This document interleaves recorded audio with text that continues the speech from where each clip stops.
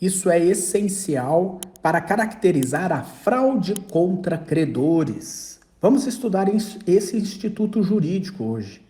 O instituto jurídico previsto no Código Civil, fraude contra credores, na nossa lição prática jurídica de número 78, de um total de 365. Você que está aqui comigo neste canal, seja mais uma vez muitíssimo bem-vindo para mais um áudio, mais uma lição prática. No ano de 2023 eu tenho esse compromisso com você. Diariamente eu posto um áudio com algum tema relacionado à prática jurídica de vencer o processo de conhecimento ou obter sucesso no processo de execução. Como garantir o sucesso na defesa do executado. Hoje vamos analisar esses dois pontos, né? Porque a fraude contra credores, ela se desenvolve através da interposição de uma ação. E ela visa também, claro, uma defesa por parte do executado, que será réu nessa ação, para desconstituir uma alienação que foi feita quando este réu já era devedor do credor. Muito bem, deixa eu explicar isso com mais detalhes para você. Vamos falar sobre fraude contra credores. Olha, a fraude contra credores é um instituto do direito civil. Por quê? Porque o credor ajuiza uma ação para anular, desconstituir uma alienação de um bem por parte do seu devedor. Imagine a situação em que o credor tem conhecimento que o seu devedor alienou um bem. Essa alienação do bem pode ser onerosa ou gratuita.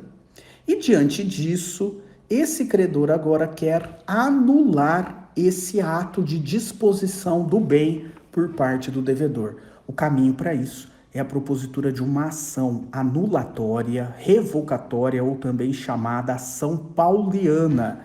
Essa ação, ela deve ser ajuizada com o objetivo de desconstituir o ato da alienação do bem por parte do devedor.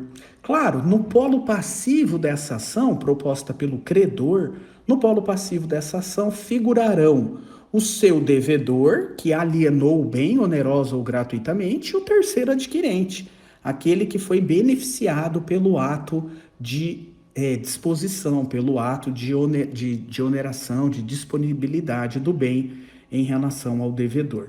Os dois figuram no polo passivo. Há um litisconsórcio passivo necessário entre o devedor alienante e o terceiro adquirente. Muito bem.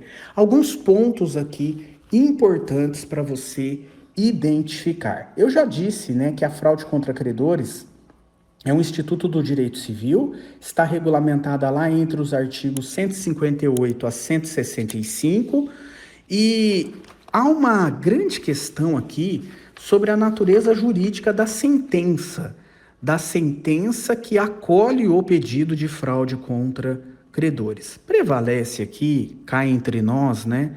Prevalece a posição que é aquela que expressa exatamente a disposição do Código Civil que trata disso. O Código Civil diz que é anulável o ato praticado em fraude contra credores. Logo, essa alienação do bem pelo devedor ao terceiro adquirente será desconstituída.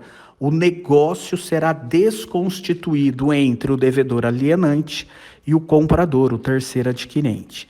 Muito bem, há então, portanto, um litisconsórcio entre ambos, já que ambos serão atingidos pelos efeitos da sentença desconstitutiva proposta aí pela ação ajuizada pelo credor. Há um outro entendimento doutrinário e até também jurisprudencial, considerando que a sentença que reconhece a fraude contra credores, ela produz a ineficácia do ato de disposição em relação ao credor, que a natureza aqui seria de um ato ineficaz. Mas prevalece, né, a posição de que há uma desconstituição do negócio e a ação é anulatória, tem que ser ajuizada no prazo decadencial de 4 anos.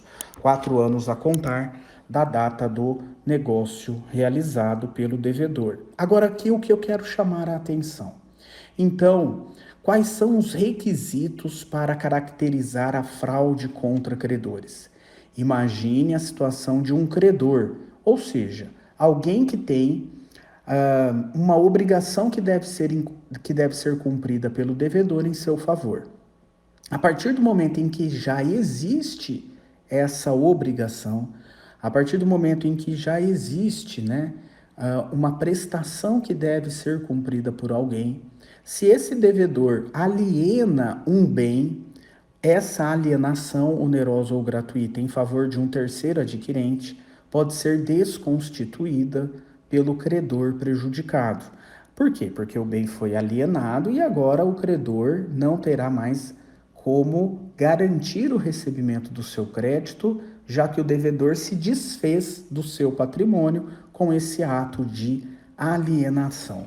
Mas aqui vamos a dois requisitos que são absolutamente essenciais para a configuração da fraude contra credores. O credor que propõe a ação contra o seu devedor alienante do bem e contra o terceiro adquirente, ambos em litisconsórcio passivo, esse credor, autor da ação anulatória pauliana, ele tem que demonstrar em juízo que a alienação do bem por parte do devedor aumentou a sua insolvência ou tornou esse devedor insolvente. Ou seja, com a venda, com a alienação do bem, onerosa ou gratuita, ele aumenta a sua insolvência ou cria essa insolvência, se torna insolvente. Esse primeiro requisito, né, a alienação tem que conduzir a uma diminuição patrimonial do devedor que tenha piorado ou aumentado a sua situação de insolvência ou criado esse estado de insolvência. Esse é o primeiro requisito que deve ser alegado e comprovado pelo autor da ação pauliana revocatória, o credor. Mas não basta isso. Ainda há necessidade de ficar configurado que o terceiro adquirente sabia ou tinha condições de saber que esse ato de transferência do bem para ele tornaria o devedor alienante insolvente. Ou seja, nesse caso concreto, deve ser comprovado de que o terceiro adquirente, beneficiado pelo ato de disposição do bem pelo devedor, esse terceiro adquirente sabia do estado de insolvência do devedor. Esses dois requisitos são absolutamente imprescindíveis para a configuração da fraude contra credores. Vou repetir. O credor deverá provar que com a alienação do bem pelo seu devedor, ele, devedor, ou aumentou seu estado de insolvência ou se tornou insolvente, ou seja, agora ele tem mais dívidas do que patrimônio.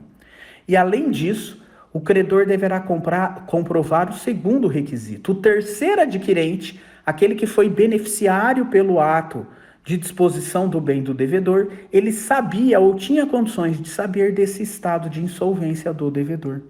Comprovados esses dois requisitos, pode anular o negócio praticado entre ambos e agora, anulado o negócio, o bem que foi alienado volta para o patrimônio do devedor e poderá ser penhorado pelo credor para garantia da sua dívida. Então é absolutamente imprescindível esses dois requisitos, os requisitos essenciais para a configuração da fraude contra credores. Em outras palavras, se o devedor ele aliena um bem depois de constituída a dívida, mas a alienação desse bem não torna ele insolvente, ele dispõe de outros bens, de outros patrimônios que podem garantir o cumprimento dessa dívida, o cumprimento dessa obrigação, não há fraude contra credores.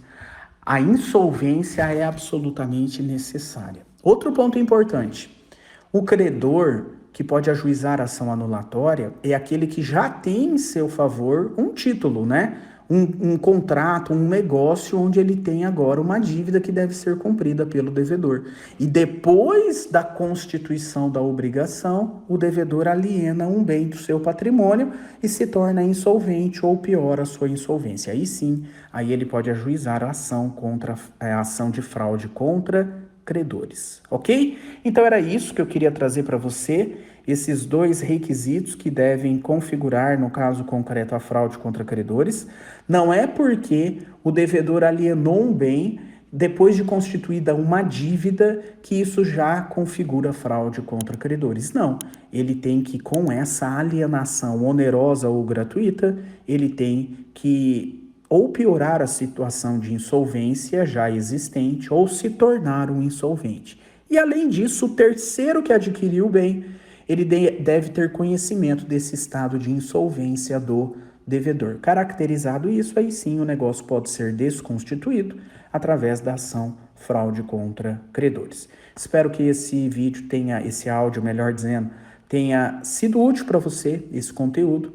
E nós vamos ainda tratar desse assunto em outras oportunidades, vamos aprofundar alguns pontos específicos, mas por hoje era isso, os requisitos essenciais para configurar a fraude contra credores. Obrigado pela sua presença, vamos sempre juntos, até depois do fim. Valeu!